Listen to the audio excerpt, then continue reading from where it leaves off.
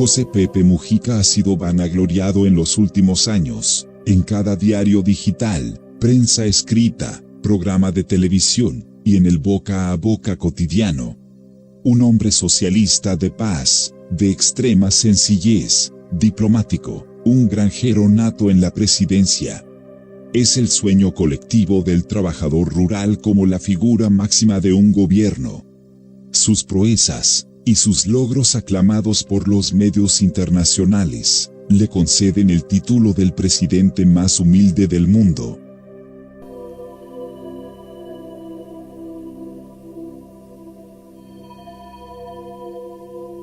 Pero, la historia, y el pasado sangriento de José Pepe Mujica, no aparece en un intento de nominarlo al Premio de la Paz o cuando recibió en Valencia el Premio Derechos Humanos 2019. Salvo una minoría de prensa del pequeño país latinoamericano nos cuenta otra historia. Por eso, hoy, en Quién Manía, ¿quién es José Pepe Mujica? Quién Manía tratará a fondo la historia no revelada internacionalmente de José Mujica. Suscríbete para más historias de espesor y veracidad histórica. Mujica nació el 20 de mayo de 1935 en el barrio obrero Paso de la Arena, en Montevideo, Uruguay. En el seno de una familia de descendientes vascos e italianos de clase trabajadora. Su padre murió cuando él cursaba tercer año de escuela, por entonces ya había nacido su hermana María Eudocia, 6 años menor, la cual poseería esquizofrenia. El cultivo y la venta de flores se convirtieron en el sustento de la familia. Algo que sigue haciendo en el presente, por lo cual se ha ganado la ovación mundial. Cursó estudios primarios y secundarios en la escuela y liceo público del barrio donde creció. Ingresó a preparatorios de Derecho en el Instituto Alfredo Vázquez Acevedo, liceo público de prestigio del pequeño país, ciclo que no llegó a terminar. Su vida se movería a la política tempranamente. Recibiría influencias políticas de su tío materno, Ángel Cordano, un nacionalista proveniente de Carmelo. Allí Mujica entraría en el mundo de la política, de la mano de un partido de centro-derecha, conservador y nacionalista del pequeño país. En el año 1956, conoció al diputado nacionalista Enrique Erro e inició su militancia en el Partido Nacional, donde llegó a ser secretario general de Juventud del mismo. Tras las elecciones de 1958, Erro fue designado ministro de Trabajo siendo acompañado por Mujica, aunque sin ejercer como funcionario del ministerio.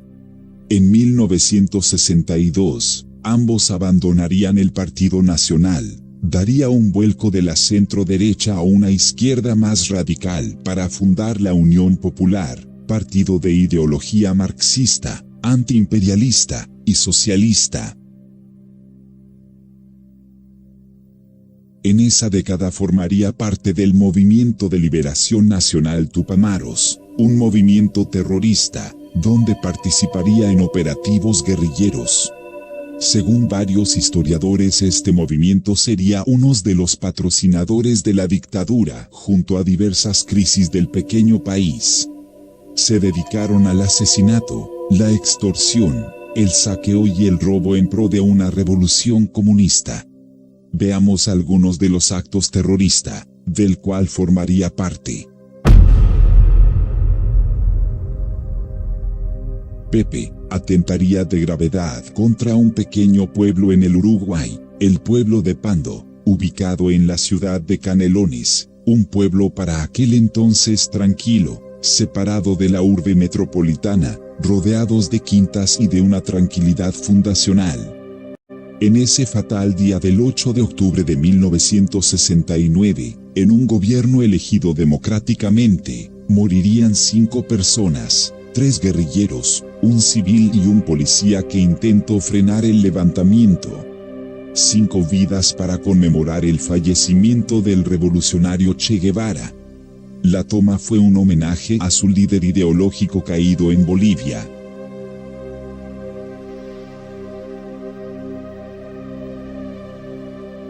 Sin embargo, aprovecharían el ataque para robar los bancos de la ciudad, obteniendo suma de $347,000. Solo se encontrarían la suma de $147,000.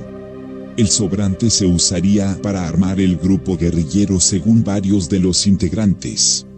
Años después, uno de los principales perpetradores del hecho lo acusaría de olvidar la vida de los civiles y recordar solamente cuando se tomó una cerveza después del hecho.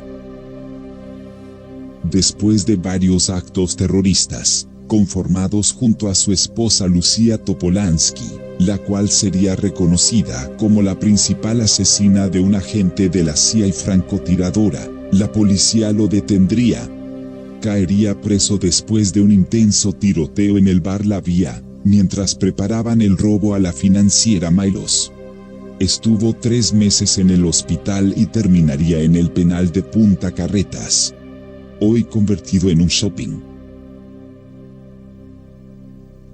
El propio Mujica asesinaría por la espalda a un policía, en pleno periodo democrático, en 1971, sin que el oficial hubiera hecho otra cosa más que estar de uniforme defendiendo la seguridad de un gobierno libremente elegido por el pueblo. También la persona que reconoció a José Mujica y otros integrantes del MLN en un bar y avisó a la policía fue luego asesinada, como escarmiento. Mujica lo cuenta en la biografía que escribió Miguel Ángel Campodónico. El policía que había podido interceptarlo antes de cometer el asalto a la financiera, moriría ajusticiado a balas.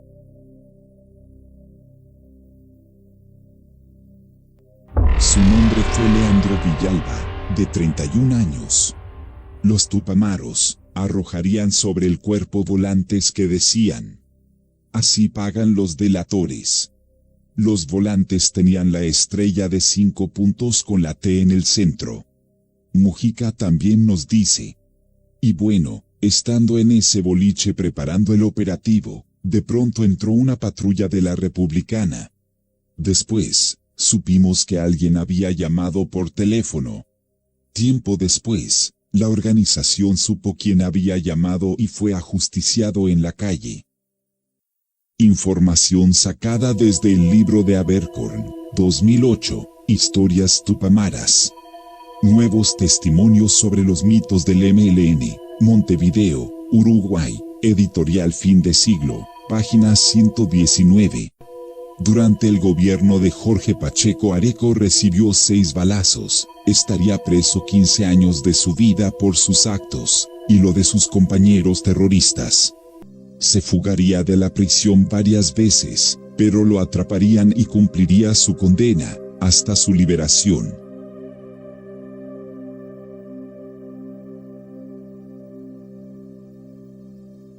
Con el regreso de la democracia al país, Mujica y los tupamaros formarían el grupo MPP, grupo político perteneciente al actual Frente Amplio. En 1994 sería diputado, y en 1999 sería elegido senador.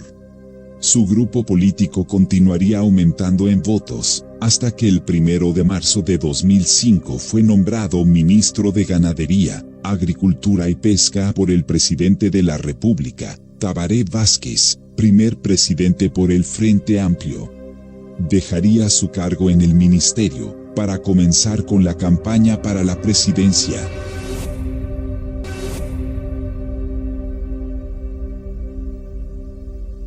En 2009, llegaría a la presidencia derrotando al expresidente del Partido Nacional. Durante su presidencia, Mujica llevaría al país a diferentes cambios. La legalización de la marihuana, la legalización del aborto, y el matrimonio igualitario serían grandes sucesos que pondrían al país en la lupa del mundo. Pero todos no serían avances. Sus avances, más tarde, parecen contradecirse, no por agentes de la derecha o la oposición, sino por él mismo. Veamos algunos.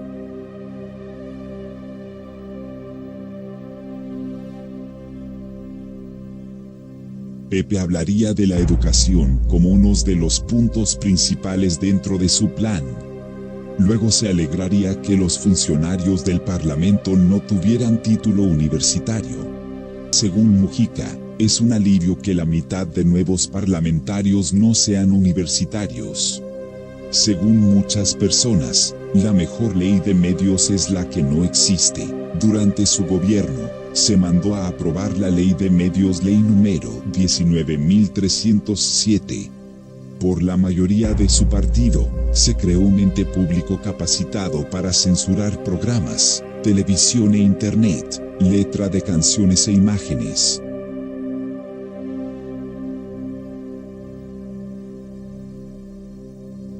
Intentó reformar la Constitución para la creación de un Tribunal Constitucional, un órgano paraestatal por encima de la Suprema Corte de Justicia. Se dio luego de un periodo en que el gobierno de José Mujica había tenido fuertes choques con la Suprema Corte de Justicia por los fallos de inconstitucionalidad de algunas leyes, como la del impuesto a la concentración de los inmuebles rurales, la de liquidación de la empresa aeroespacial Pluna o la interpretativa de la caducidad.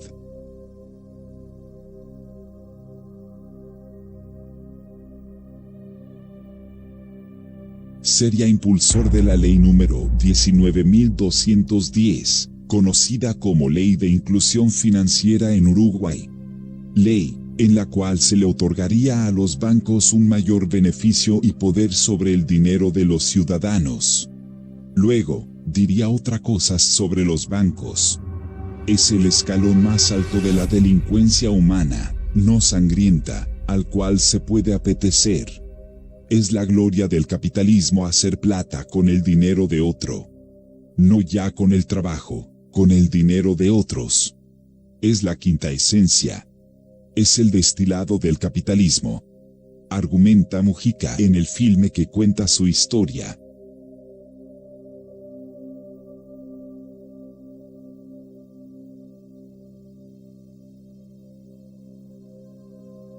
En la misma película se vería una nostalgia a su vida delictiva y a los hechos ocurridos durante los ataques del MLN. Serían criticados por varios defensores de la justicia. Dijo, es la cosa más linda entrar a un banco con una 45. Todo el mundo te respeta. Frase que hace apología al delito.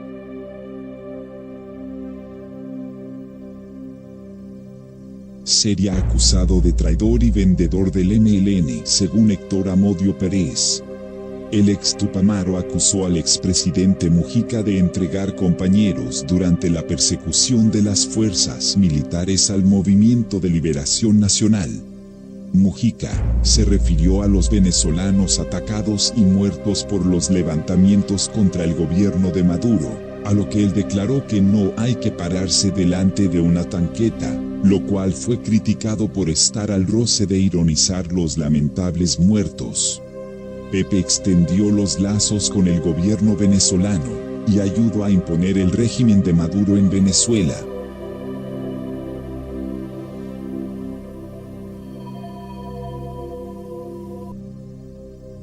Mujica actualmente, en este año 2020, trató de inútil al feminismo y a lo que esto representa en la lucha de la mujer. Fue duramente criticado por las feministas dentro de su partido. La agenda de derechos es la expresión de la estupidez humana, dijo, cuando durante su gobierno se legalizó el aborto, el matrimonio igualitario, leyes que hacen a la agenda de derechos respectivamente. Sus logros, y por lo que se los conoce alrededor del mundo, le representan la expresión de la estupidez humana. ¿Y usted qué piensa de Pepe ahora? Déjenos su comentario.